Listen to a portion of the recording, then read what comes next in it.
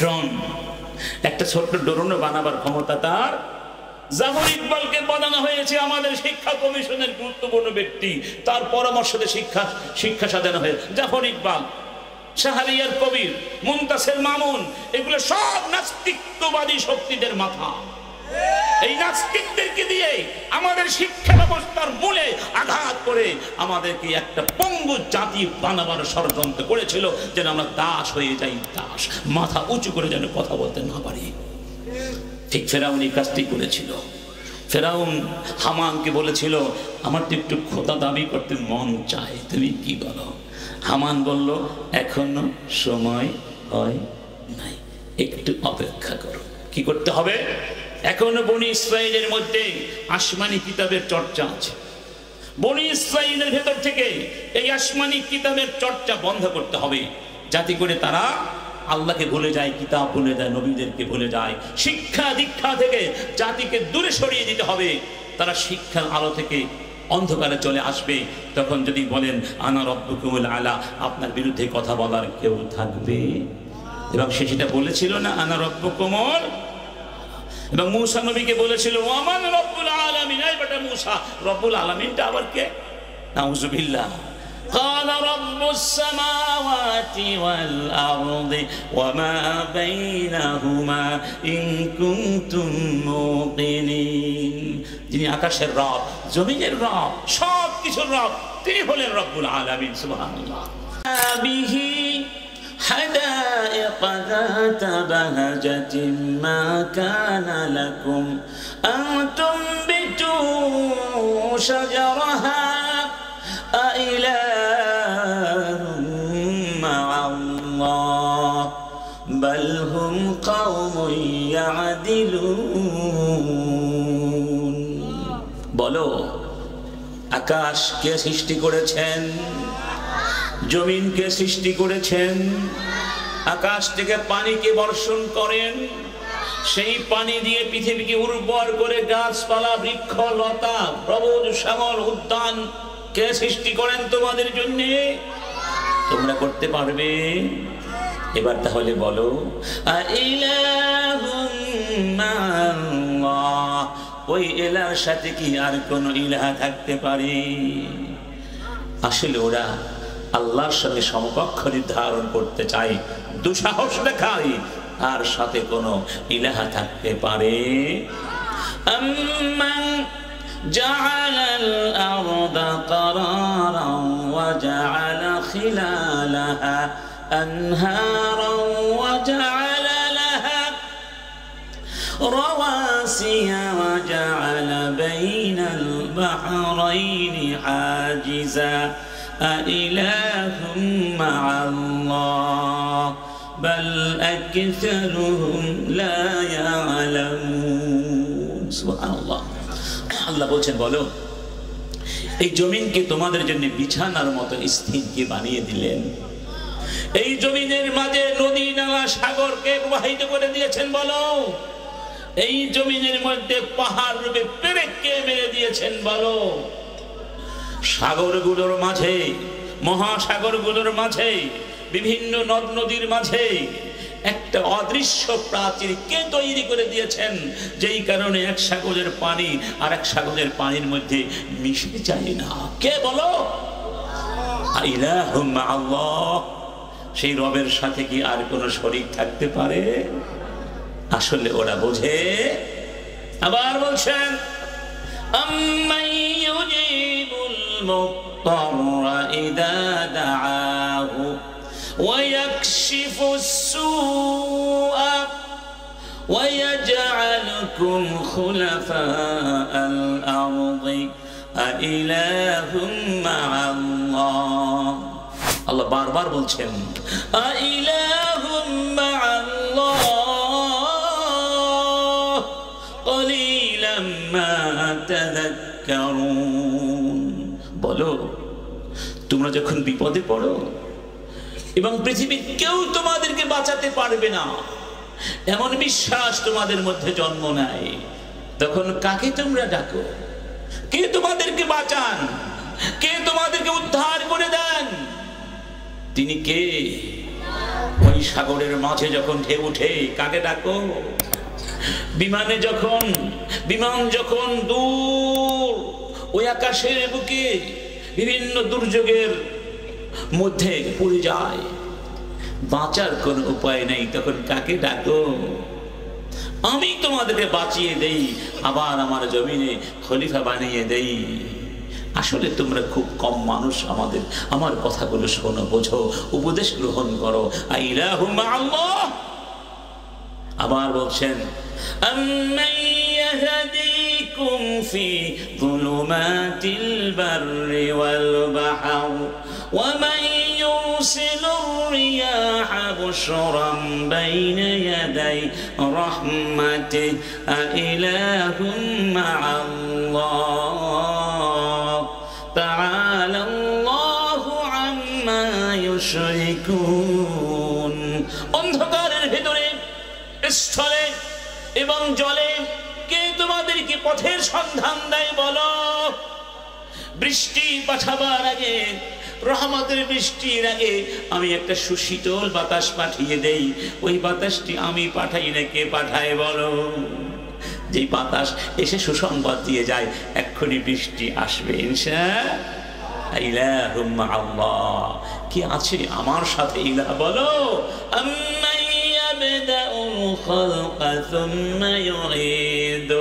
কে তোমাদেরকে প্রথম সৃষ্টি করেন, আবার কে তোমাদেরকে আবার সৃষ্টি করবেন?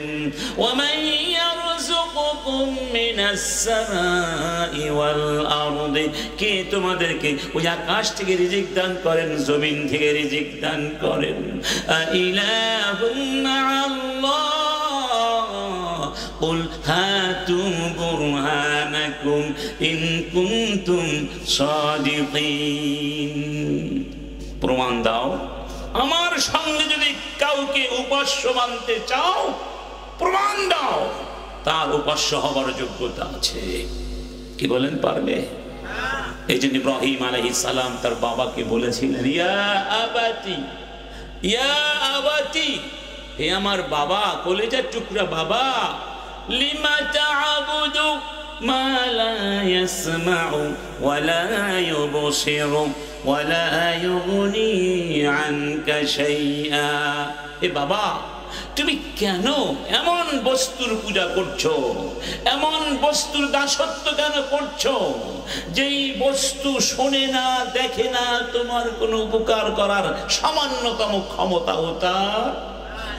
ইয়া আবাতি ইন্নী قد جاءني من العلم يا أبتي إني قد جاءني من العلم فاتبعني أهدك صراطا سويا। আমার কাছে ওহী এসেছে বাবা, আমার কথা শোনো বাবা, আমি তোমাকে সহজ সত্য পথের সন্ধান দেব। আবার বললেন, ইয়া আবাতি লা তা'বুদিশ শাইতান ইন্নাশ শাইতানা কানা লির-রাহমানি আসিয়া। সেই আল্লাহর গোলামি বাদ দিয়ে শয়তানের পথ ধরো না বাবা, শয়তান রবের সঙ্গে বেয়াদবি করেছে। অতএব আল্লাহর দাসত্ব ছাড়া যত দাসত্ব আছে তা হচ্ছে শয়তানের দাসত্ব। অতএব আমাদের এখন সিদ্ধান্ত নিতে হবে, আমরা স্বাধীন হব নাকি পরাধীন থাকব। স্বাধীন হতে হলে এক আল্লাহর সামনে মাথা নত করে দিতে। এবার আসুন, এই স্বাধীনতাকে জানতে হলে কিছু পরাধীনতার চিত্র আমাদের সামনে আনতে।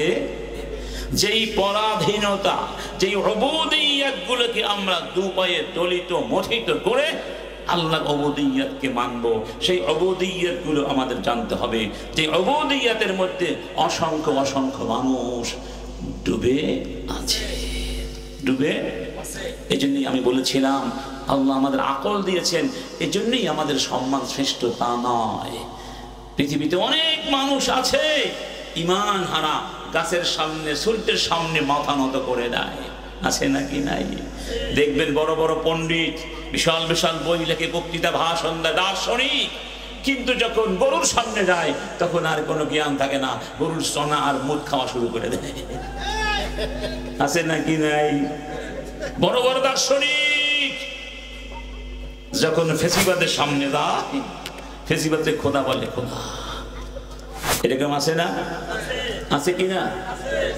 আমার বন্ধুগণ, যেই সব দাসত্বের সঙ্গে আমাদের সম্পর্ক ছিন্ন করে দিলে আমরা স্বাধীন হতে পারবো, তাদের মধ্যে এক নাম্বার হচ্ছে তাগুত। এখানে তাগুত মানে হলো যারা আল্লাহর কোরআন দিয়ে সমাজ, রাষ্ট্র, পৃথিবীকে পরিচালনা করতে চায় না, তাদের দাসত্ব থেকে মুক্ত না হতে পারলে আমরা কোনোদিন স্বাধীন হতে পারবো। একটা উদাহরণ দেই। ওমর ইবনে খাত্তাব খলিফাতুল মুসলিমিন, মিশরের গভর্নর ছিলেন কে? আমর ইবনুল আস রাদিয়াল্লাহু আনহু। তার এক ছেলে মিশরের এক কিপ্তি যুবককে অন্যায়ভাবে আঘাত করেছিল, প্রহার করেছিল। সেই কিপ্তি যুবক তাকে বলেছিল, আমাকে মেরো না, আমি কোনো অন্যায় করিনি, আমাকে জুলুম করো না, ক্ষমতার দাপট দেখিও না, তোমার বাবা গভর্নর বলে ক্ষমতা দেখাচ্ছ, এই অর্থে বলেছিলেন। তখন সেই গভর্নরের ছেলে বলেছিল, এই কিপ্তি যুবক বলেছিল, আমি কিন্তু তোমার নামে খলিফাতুল মুসলিমিন উমরের কাছে নালিশ করব। তখন ওই যুবক বলেছিল, গভর্নরের ছেলে যাও নালিশ করো, আমার কিছুই হবে কেন? আনা ইবনুল আকরামিন, আমি হলাম একটা ভালো মানুষের সন্তান। গত 16 বছর যারা খুন করেছে, গুম করেছে, ধর্ষণ করেছে, চুরি করেছে, লুটপাট করেছে, চাঁদাবাজি করেছে, সন্ত্রাস করেছে, তারা রাস্তা কূপ ফুলিয়ে হাঁটেছে। আর এই অন্যায়ের বিরুদ্ধে যারা কথা বলেছিল তাদেরকে আয়না ঘরে নিয়ে যাওয়া হয়েছিল, বরং খুনিদেরকে মাফ করে ফুলের মালা দেওয়া হয়েছিল। এই ফেনীতে মনে নেই আপনাদের? জয়নাল হাজারীর কথা ভুলে গিয়েছেন? তার সেই খুন, গুম, নির্যাতন ইতিহাস, কত মানুষকে তিনি খুন করেছেন। তাহের বাহিনী আমরা শুনতাম, আমরা এখানে তখন ছিলাম না, শুনতাম এগুলো। আমার বন্ধুগণ, তো ক্ষমতা থাকলে দাপট দেখায় মানুষ। ক্ষমতার ছত্রছায়া যারা থাকে তাদের দাপট অনেক বেশি। মন্ত্রীর খালাতো ভাইয়ের মামাতো ভাইয়ের শালার সুমন্দির সুমন্দির সুমন্দির সুমন্দি, বাবারে বাবা, তার দাপটে থাকা যায় না গ্রামে। এরকম হয় নাই? ছোট ছোট বাচ্চা, 10-12 বছরের বাচ্চা নেতা নেতা গ্রামে কিডন্যাপ করেছে, যা করেছে তারা, এগুলো আর বলার তো দরকার নাই, সব তো আপনারা দেখেছেন, সচক্ষে দেখেছেন। এবার আসুন মিলিয়ে দেখেন। এই কিপ্তি যুবক, একটা কথা বলে রাখি, আলেমের ঘরে কিছু জালেম হয় না? নবীর ঘরেও জালেম হয়নি? হতে পারে, এক্সেপশনাল হতে। সেজন্য সাহাবী, তার কোনো দোষ ছিল না। ইসলাম ব্যক্তিকেই তার আমলের জন্য দায়ী করে, বিশেষ করে বয়প্রাপ্ত হওয়ার পরে। এই কিপ্তি যুবক হজের মৌসুমে মক্কায় চলে গেলেন। তখন খলিফাতুল মুসলিমিন ওমর মক্কায় ছিলেন, তার সঙ্গে সমস্ত প্রভিন্সের গভর্নররাও ছিলেন।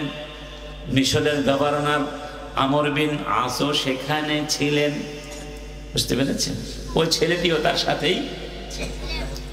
কিপ্তি ইহুদি যুবক ওমরকে গিয়ে নালিশ করলো, এই ছেলেটি আমাকে অন্যায়ভাবে আঘাত করেছে, জুলুম করেছে। ওমর তখন তার কথার সত্যতা পেয়ে কিপ্তি যুবকের হাতে চাবুক তুলে দিলেন এবং সবার সামনে বললেন,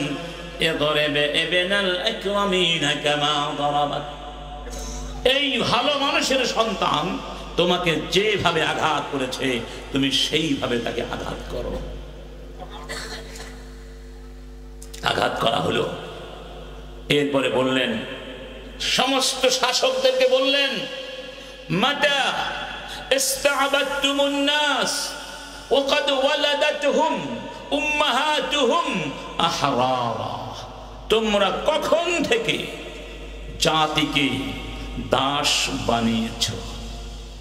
খেয়াল করবেন, তোমরা কখন থেকে তোমাদের জাতিদেরকে দাস বানিয়েছো, দাস, তাদের স্বাধীনতা কেড়ে নিয়েছো। অথচ তাদের মায়েরা তাদেরকে স্বাধীনভাবে জন্ম দিয়েছিল, তারা স্বাধীন হয়ে জন্ম নিয়েছিল। এই স্বাধীন মানুষদেরকে তোমরা কেন দাস বানিয়েছ? কথা খেয়াল করেছেন? অর্থাৎ ওই শাসকের ছেলে জুলুম করেছিল, এই জুলুমকে বলা হলো দাসত্ব। তার অর্থ দাঁড়ালো স্বাধীনতার অর্থ হলো ন্যায় বিচার পাওয়ার অধিকার। যেই সমাজের মানুষ ন্যায় বিচার পায় না, যেখানে কোর্টের বিচারকরা টাকার কাছে বিক্রয় হয়ে যায়, এবং এই যে ফ্যাসিবাদের যুগে যেই কোর্টের মাধ্যমে আল্লামা সাঈদী সাহেবকে সহ ইসলামী নেতৃবৃন্দের বিচার করে ফাঁসি দেওয়া হয়েছিল, একটা বিচারও কি ন্যায় বিচার ছিল না? সব মন গড়া মিথ্যে বিচার ছিল। যত জঙ্গিবাদের নাটক সাজানো হয়েছিল, আজকের প্রধান নিজে বলছেন এগুলো সব ছিল সাজানোর নাটক। বুঝতে পেরেছেন? এরপরে তারা স্বাধীনতা দিবস পালন করতো দিন রাত 24 ঘন্টা। এগুলো স্বাধীনতার সাথে প্রহসন ছিল। স্বাধীনতার নামে আমাদেরকে দাসত্বের নিগড়ে বন্দী করে দেওয়া হয়েছিল। আমি আজকে যে কোনো কারণে থানায় গিয়েছিলাম, এর আগেও থানায় আমি গিয়েছিলাম, খুলশী থানায়। আজকে গিয়ে আমার কাছে মনে হলো আমরা কিছুটা হলেও স্বাধীনতা পেয়েছি। আমার নিজের চোখে তাই কথা বলছি, এর নাম স্বাধীনতা। ইসলাম শিখিয়েছে ন্যায় বিচার যেই সমাজে নাই, সেই সমাজে স্বাধীন না।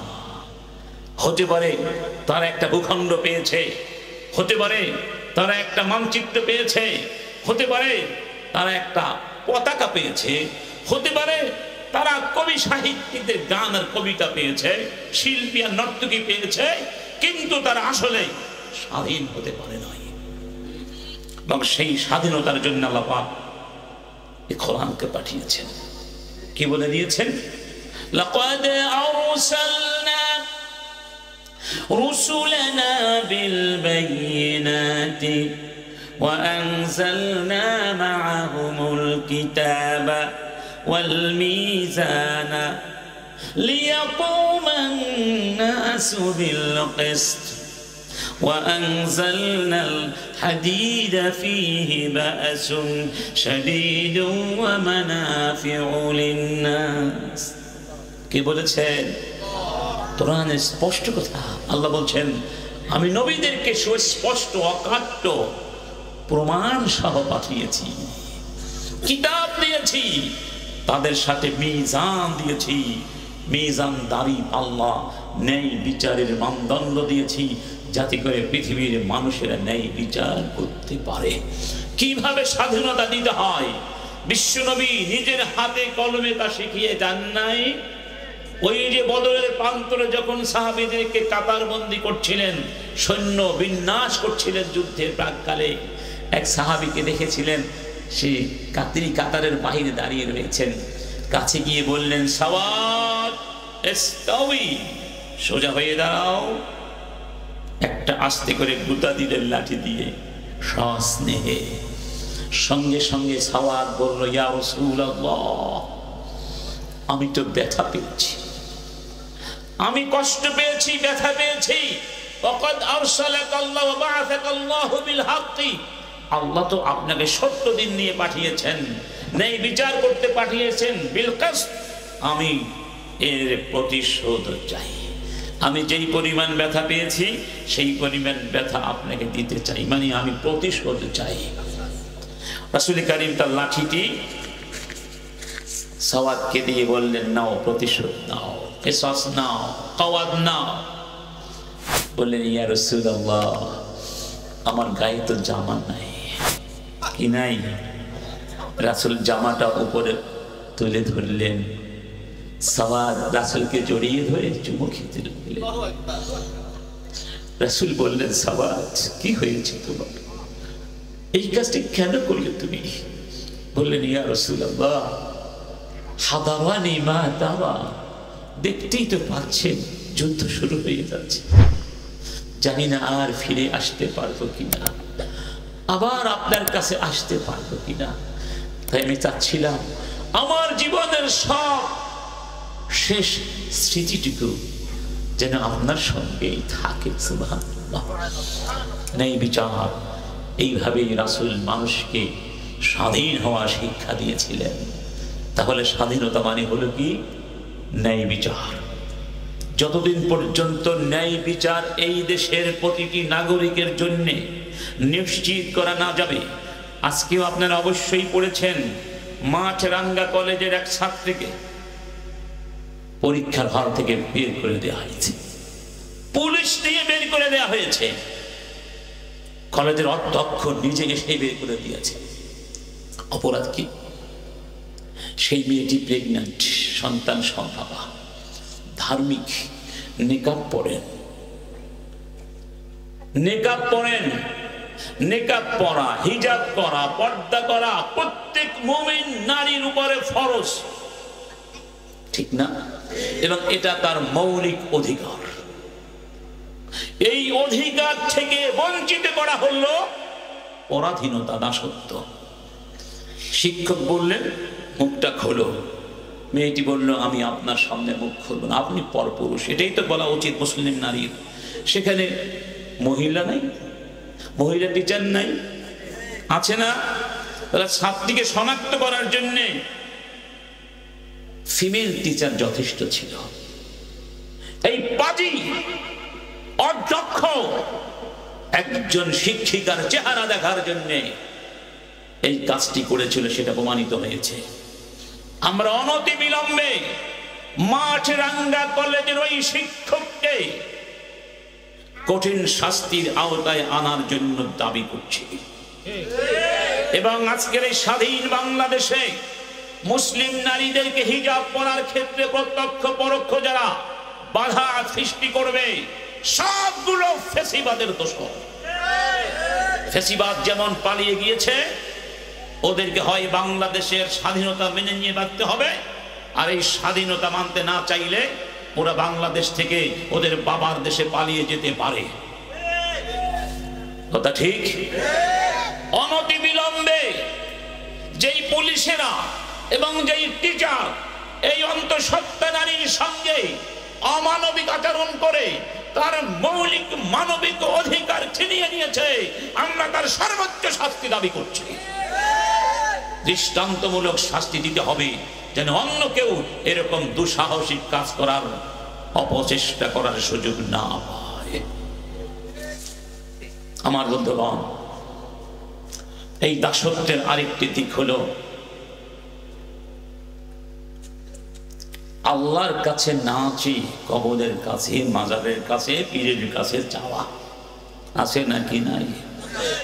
রব্বুল আলামিন বলছেন ومن أضل ممن يدعو من لا يستجيب له إلى يوم القيامة وهم عن دعائهم غافلون وإذا حشر الناس كانوا لهم أعداء وكانوا بعبادتهم كافرين الله أكبر। ওদের চেয়ে পথভ্রষ্ট আর কারা হতে পারে যে আল্লাহর কাছে দোয়া না করে, আল্লাহর কাছে না চেয়ে, আল্লাহকে না ডেকে গায়রুল্লাহকে ডাকে? এরকম আছে না?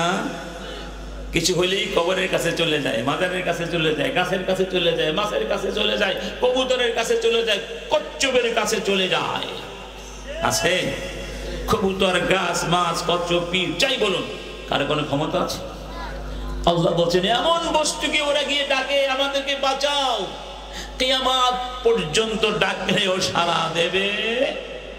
وقال ربكم ادعوني أستجب لكم إن الذين يستكبرون عن عبادتي سيدخلون جهنم داخرين।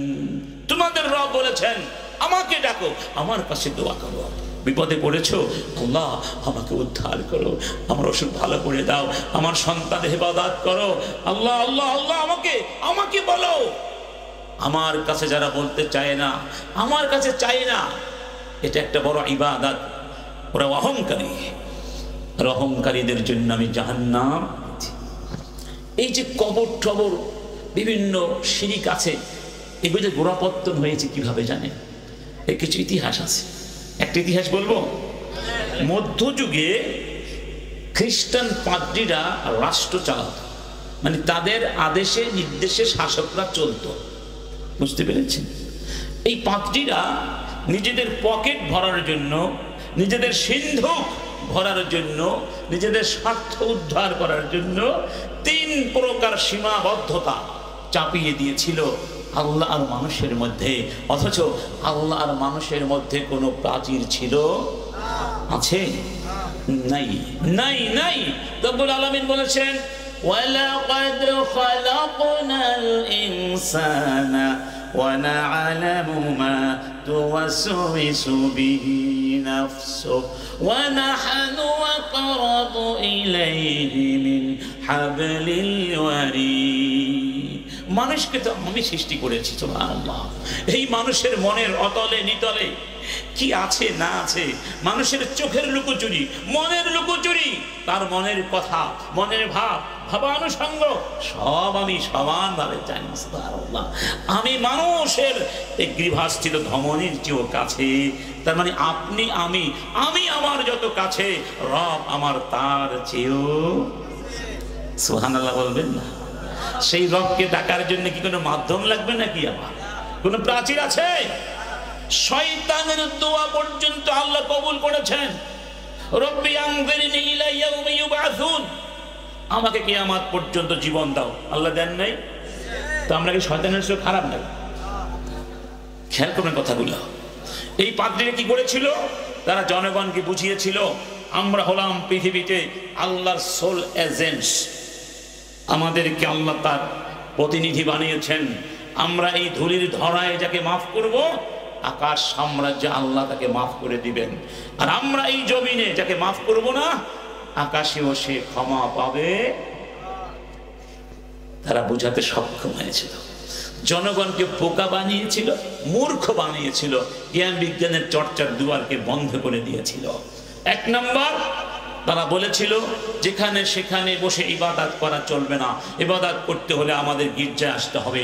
স্থানের সীমাবদ্ধতা, এখানে এসে করলে হবে না, সংগঠিতভাবে একত্রে করতে হবে, এটা একটা সীমাবদ্ধতা। একত্রে করলে হবে না, আমাদেরকে আল্লাহর তোমাদের মাঝখানে রাখতে হবে, এটা হলো মধ্যস্থতার সীমাবদ্ধতা। এই 3 প্রকার সীমাবদ্ধতার কারণ, উদ্দেশ্য একটাই, যেন বাবাদের পকেট। এক পর্যায়ে গিয়ে পাদ্রীরা বলল, যদি জান্নাত পেতে চাও, জাহান্নাম থেকে বাঁচতে চাও, আমাদের কাছে এসে ক্ষমা চাও, আমাদেরকে খুশি করো, আমরা জান্নাতের শেয়ার বিক্রি করব। এরকম জান্নাতের শেয়ার বিক্রি করতো। শেয়ার নাও, শেয়ার নাও, যে যেই পরিমাণ টাকা দিত তাকে সেই পরিমাণ শেয়ার দিত। ইতিহাস খেয়াল করবেন, টাকার টাকা। চট্টগ্রামে আসেন এক বাবা পাকিস্তান থেকে, ওরে বা টাকার টাকা, টাকার কত টাকা নিয়ে যায় আল্লাহ জানে। যাই হোক, এক ইহুদি এই বিষয়টা বুঝতে পেরেছিল। ইহুদিটা বড় ভয়ঙ্কর ধূর্ত জাতি না? ইহুদি যুবক রাতের অন্ধকারে এক বাবার কাছে গেল, গির্জার ভিতরে, যে বাবা, সবাই তো জান্নাত কিনতে আসে, আমি বাবা জাহান্নামটা কিনতে চাই। যখন বাবা মনে করলো বলদের বলদ, জাহান্নামকে টাকা দিয়ে কিনে, বোকা না? বস্তা বস্তা পণ্য কে কিনে এগুলো? অল্প টাকায় বিক্রি করে দিল, একেবারে লিখিত ভাবে চুক্তি নেওয়া। সকালবেলা ইহুদি যুবক খ্রিস্টানদের দ্বারে দ্বারে গিয়ে, সমাবেশে গিয়ে বলতে লাগলো, তোমরা বেঁচে গেছো, আর তোমাদেরকে কষ্ট করে টাকা পয়সা দিয়ে জান্নাতের শেয়ার ক্রয় করতে হবে না। কেন, কি হয়েছে? যুবক জিজ্ঞেস করলো, তোমরা কেন জান্নাতের শেয়ার ক্রয় করছো? তারা বলল, জাহান্নাম থেকে বাঁচার জন্য। যুবক বলল, ওই জাহান্নামের মালিক এখন আমি, দেখো কিনে এনেছি। আমি কথা দিলাম আমার জাহান্নামে কোন খ্রিস্টানকে জায়গা দেব না।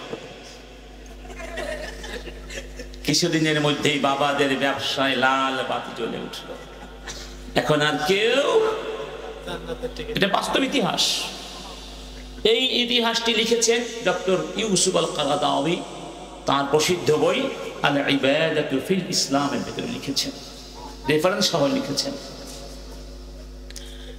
এক পর্যায়ে গিয়ে সব পাদ্রী একত্রিত হলো এবং ওই যুবককে গিয়ে বলল, বাবা তুমি যা চাও তাই দিব, শুধু জাহান্নামটা মাশাআল্লাহ ফিরিয়ে দাও।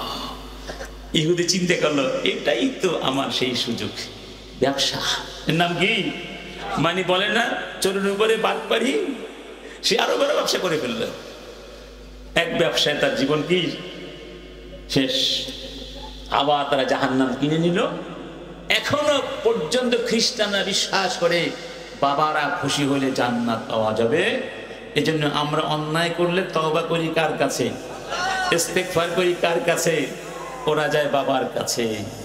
ওই যে বাবারা আল্লাহর মানুষের মধ্যে একটা ইন্টারমিডিয়ারি মধ্যস্থতা প্রতিষ্ঠার সীমাবদ্ধতা শিখিয়ে দিয়েছিল।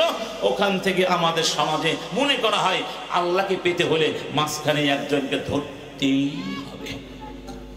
এই অর্থে পার্থক্য আছে কথার মধ্যে, এই অর্থে যে তিনি চাইলে আমাকে জান্নাতে নিতে পারেন, তিনি চাইলে আমাকে বাঁচাতে পারেন, তিনি চাইলে আমার ইবাদত কবুল করতে। প্রতিষ্ঠা করা শিরিক, শিরিক, শিরিক। কিন্তু এই অর্থে জায়েজ আছে যে আমি তো ইসলাম বুঝি না, জানি না, এলেম কালাম কিছু নাই, আলেমের কাছে যাই, আমাকে নামাজ শিক্ষা দিবেন, রোজা শিক্ষা দিবেন, জান্নাতের পথ বলে দিবেন, জাহান্নামের আমল থেকে আমাদেরকে বাঁচাবেন। এগুলো জাহান্নামের আমল, এগুলো জান্নাতের আমল। এই অর্থে মধ্যস্থতাকারী যদি হয়, মাধ্যম হয়, তাহলে আপত্তি নাই, কারণ এটা তো লাগবেই। আমরা এলেম কাদের কাছে শিখব?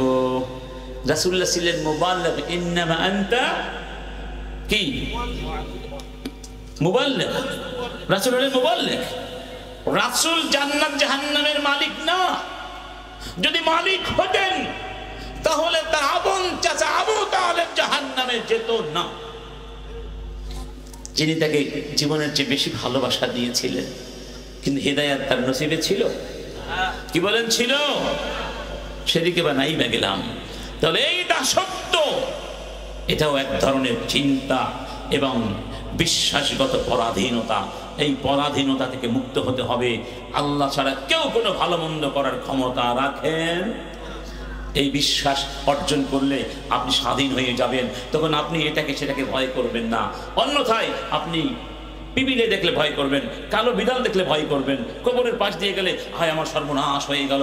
এই যে এগুলো আছে না, যত কুসংস্কারী সমাজে আছে সব এই শিরক থেকে উৎপন্ন হয়েছে।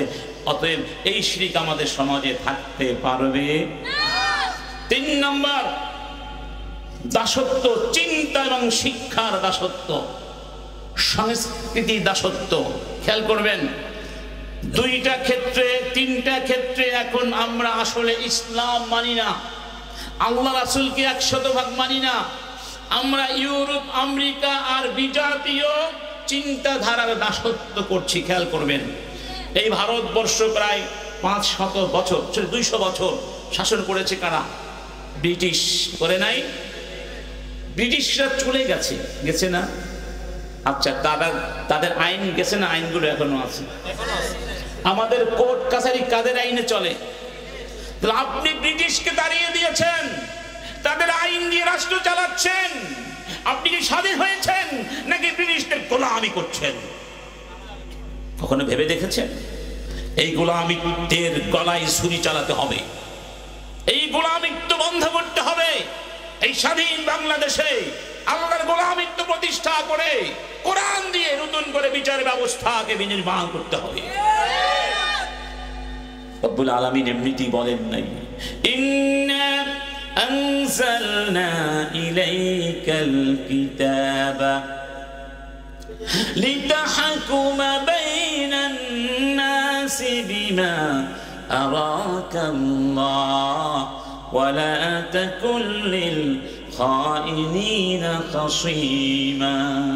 হে রাসূল, এই কোরআন আমি তোমাকে কেন দিয়েছি? এই কোরআন দিয়ে তুমি বিচার করবে, ফয়সালা করবে, শাসন করবে। এই কোরআনের বিরুদ্ধে যারা চলে গেছে ওরা বিশ্বাসঘাতক, ওরা গাদ্দার, ওই গাদ্দারদের পক্ষে তুমি কথা বলবে। ওয়ানিহকুম বাইনাহুম বিমা আনজালাল্লাহ ওয়ালা তাত্তাবি আহওয়াহুম।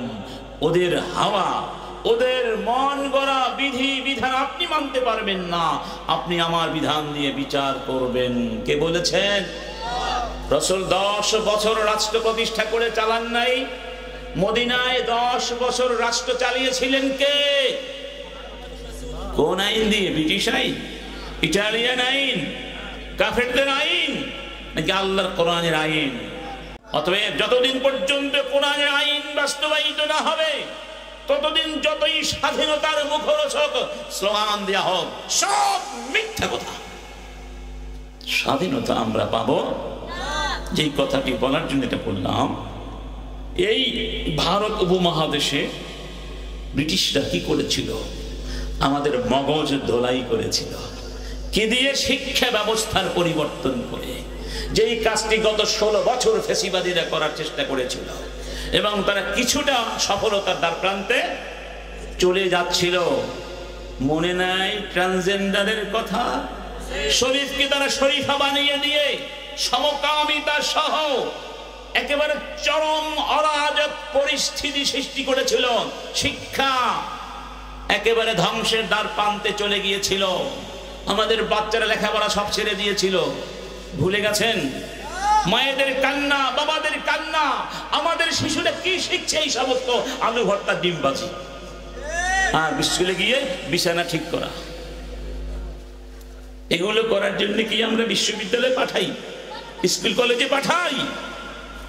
ব্রিটিশরা বলেছিল আমরা এমন একটি শিক্ষা ব্যবস্থা প্রবর্তন করব। লর্ড মেকলে যাকে দায়িত্ব দেওয়া হয়েছিল, যে শিক্ষা শিক্ষিত হলে এই এলাকার লোকেরা চেহারায় বর্ণে হবে ভারতীয়, ইন্ডিয়ান, কিন্তু চিন্তায়, চেতনায়, ধ্যান ধারণায়, জীবন আচারে, মন মানসে হবে তারা আমাদের ভাবে শিষ্য। কারণ কি জানেন? কারণ তারা ছিলেন আমাদের মনিব, আমরা ছিলাম তাদের গোলাম। আর মনিব কখনো গোলামের জন্য এমন শিক্ষা ব্যবস্থা রাখে না যেই শিক্ষা শিক্ষিত হলে গোলাম মনিব হয়ে যেতে পারে, মনিবে গোলাম হয়ে যেতে পারে। এই জন্য ওরা আমাদের জন্য এমন শিক্ষা প্রবর্তন করেছে যেন আমরা হতে পারি কেরানি। আমাদের শিক্ষায় শিক্ষিত হয়ে একজন দেখান তো একটা জিনিস আবিষ্কার করেছে বিশ্বমানের। ডক্টর জাফর ইকবাল, বড় বিজ্ঞানী, বাচ্চাদের খেলনার উড়োজাহাজ আবিষ্কার করতে পারে নাই। ড্রোন, একটা ছোট্ট ড্রোনও বানাবার ক্ষমতা তার। জাফর ইকবালকে বানানো হয়েছে আমাদের শিক্ষা কমিশনের গুরুত্বপূর্ণ ব্যক্তি, তার পরামর্শে শিক্ষা সাজানো হয়েছে। জাফর ইকবাল, শাহরিয়ার কবির, মুনতাসির মামুন, এগুলো সব নাস্তিকবাদী শক্তিদের মাথা। এই নাস্তিকদেরকে দিয়ে আমাদের শিক্ষা ব্যবস্থার মূলে আঘাত করে আমাদেরকে একটা পঙ্গু জাতি বানাবার ষড়যন্ত্র করেছিল, যেন আমরা দাস হয়ে যাই, দাস, মাথা উঁচু করে যেন কথা বলতে না পারি। ঠিক ফেরাউন এই কাজটি করেছিল। ফেরাউন হামানকে বলেছিল, আমার তো একটু খোদা দাবি করতে মন চায়, তুমি কি বলো? হামান বলল, এখনো সময় হয় নাই, একটু অপেক্ষা করো। কি করতে হবে? এখনো বনি ইসরায়েলের মধ্যে আসমানি কিতাবের চর্চা আছে। বনি ইসরায়েলের ভেতর থেকে এই আসমানি কিতাবের চর্চা বন্ধ করতে হবে, যাতে করে তারা আল্লাহকে ভুলে যায়, কিতাব ভুলে যায়, নবীদেরকে ভুলে যায়। শিক্ষা দীক্ষা থেকে জাতিকে দূরে সরিয়ে দিতে হবে। তারা শিক্ষার আলো থেকে অন্ধকারে চলে আসবে। তখন যদি বলেন আনা রব্বুকুমুল আলা, আপনার বিরুদ্ধে কথা বলার কেউ থাকবে। এবং সে সেটা বলেছিল না, আনা রব্বুকুমুল। এবং মূসা নবীকে বলেছিল ওয়ামান রব্বুল আলামিন। এই বেটা মূসা, রব্বুল আলামিনটা আবার কে? নাউযুবিল্লাহ। قال رب السماوات والأرض وما بينهما إن كنتم موقنين। যিনি আকাশের রব, জমিনের রব, সব কিছুর রব, তিনি হলেন রব্বুল আলামিন। সুবহানাল্লাহ। যদি তুমি বুঝতে, তখন তার চার পাশে যারা ছিল বললো আলা তাসতামিউন, কি বলে শুনছো? আবার মূসা বললেন রব্বুকুম ওয়া রব্বু আবাইকুমুল আউয়ালিন, তোমাদের রব, তোমাদের বাপ দাদার রব হলেন রব্বুল আলামিন। ক্বালা ইন্না রাসূলাকুমুল্লাযী উরসিলা ইলাইকুম লামাজনুন। এই বেটা মূসা তো একটা পাগল, নাউযুবিল্লাহ। লা ইন ইত্তাখাযতা ইলাহান গায়রি লা আজআলান্নাকা মিনাল মাসজুনিন। মূসা, আমাকে বাদ দিয়ে যদি অন্য কোন ইলাহ ধারণ করেছো, তোমাকে আমি জেলখানায় বন্দী করে দিব। মূসা, ভুলে গেছো? এটাকে বলেছিল ভুলে গেছো? তোমাকে তো আমি লালন পালন করেছিলাম। আছে না কোরআনে? আয়াতটা কি? সূরা শুআরা।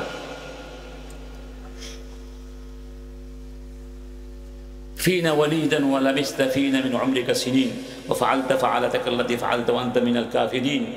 أسنا قال فعلتها إذا وأنا من الضالين ففررت منكم لما خفتكم أو لما خفت منكم فوهب لي ربي حكما وجعلني من المرسلين وتلك نعمة تمنها علي أن عبدت بني إسرائيل. দেখুন কি বলছেন। ফিরআউন বলল, তোমাকে তো লালন পালন আমরা করেছি, অনেক অবদান আছে তোমার উপরে, তুমি এটা করে চলে গেছো। মূসা নবী বললেন, তুমি আমাদের উপরে সেই অনুগ্রহের কথা বলছো? আন আব্বাত বানি ইসরাইল, তুমি তো বনি ইসরাইলকে তোমার দাস বানিয়েছিলে, দাস। আমি সেই দাসত্বের নিগড় ভেঙে দিতে এসেছি।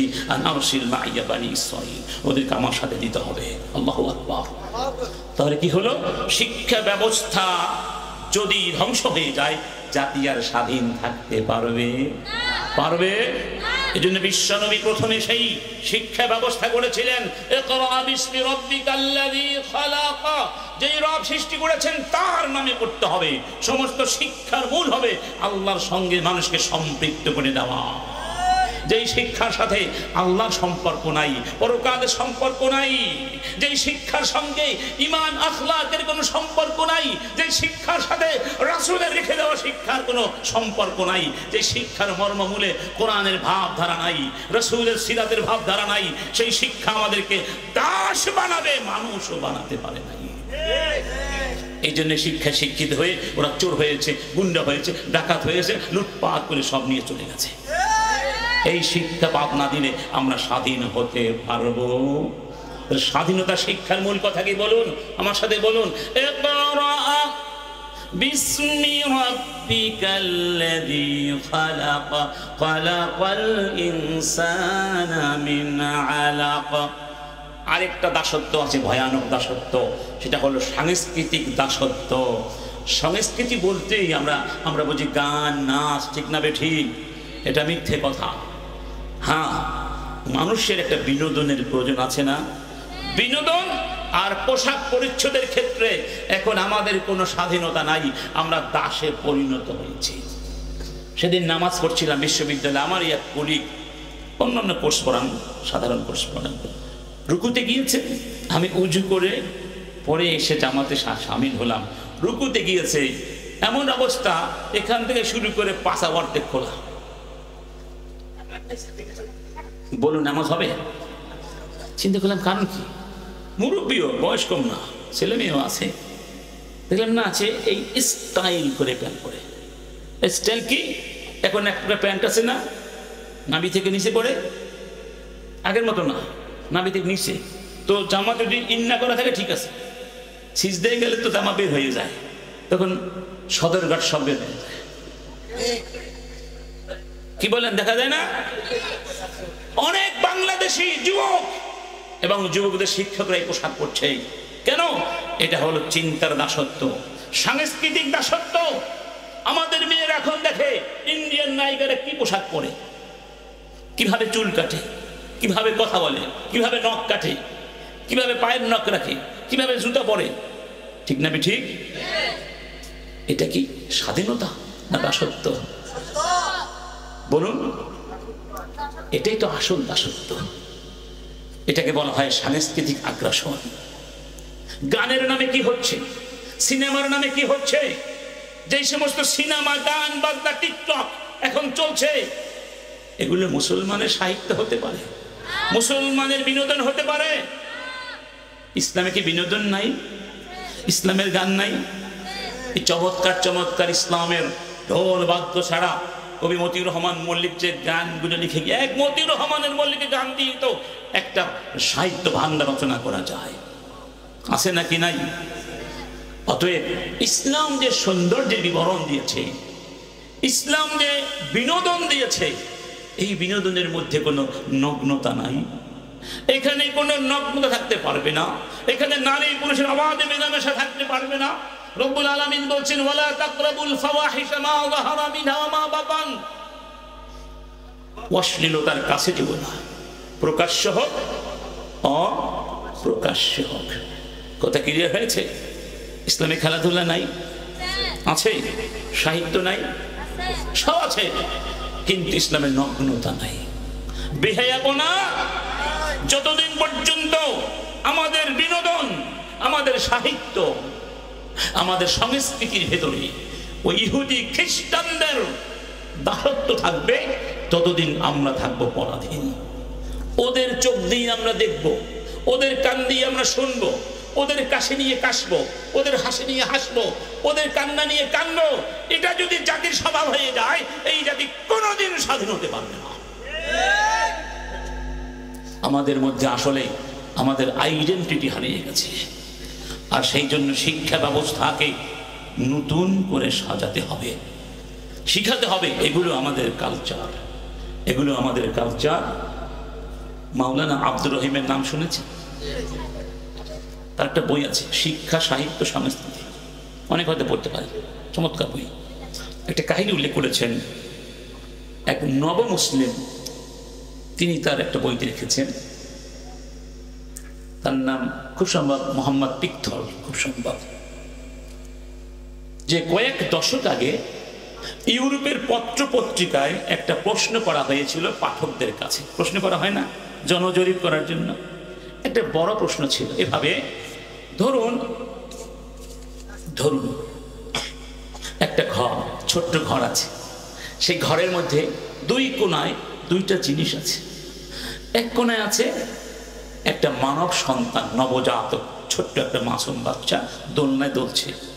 আরেক কর্নারে আছে ওই গ্রিক সভ্যতা পুরাতাত্ত্বিক নিদর্শন, একটা নগ্ন নারী মূর্তি, পাথরের মূর্তি। ওই ঘরে যদি আগুন ধরে এবং আগুনের ধ্বংসাত্মক হাতছানি থেকে একটাকে রক্ষা করা যাবে, দুটো একসাথে বাঁচানো যাবে না, তাহলে বলুন কোনটিকে প্রথমে অগ্রাধিকারের ভিত্তিতে রক্ষা করা উচিত? এই প্রশ্ন যদি আমি ছোট্ট বাচ্চার কাছে করি, মুসলিম এই ছোট্ট বাচ্চাটি চক্ষু বন্ধ করে বলবে মানব সন্তানকে আগে বাঁচাতে হবে, ঠিক না? কিন্তু পাশ্চাত্যের মানুষগুলো সেই দিন সবাই জবাব দিয়েছিল, একটা মানব সন্তান আগুনে জ্বলে পড়ে ছাই হয়ে গেলে কিচ্ছু হবে না, কারণ অসংখ্য মানব সন্তানে প্রোডাকশন হবে।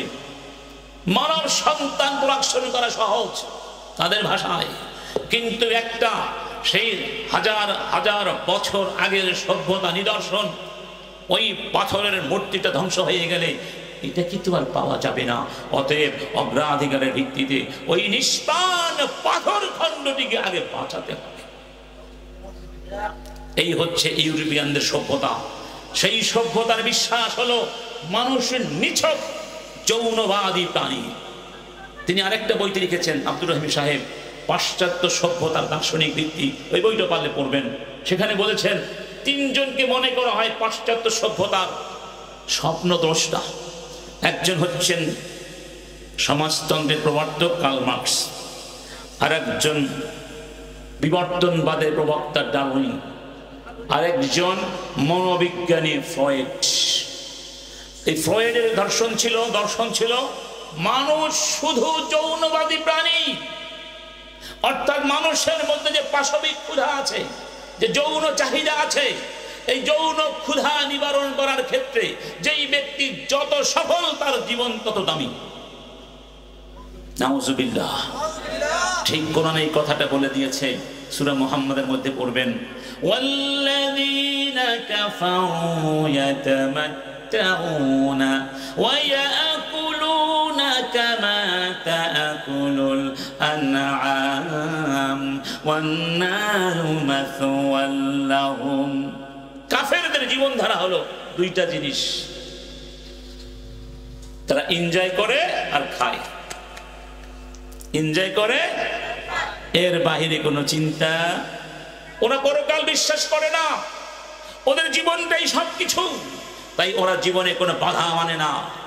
ওদের কাছে মা বোনের মধ্যে পার্থক্য নাই, গরু ছাগলের মধ্যে কোনো পার্থক্য নাই। ওরা যৌনবাদী হয়ে পশুত্বের আকার ধারণ করেছে। আমরা যদি ওদের সংস্কৃতি ধারণ করি, আমরা ওদের মতো পশু হয়ে যাব।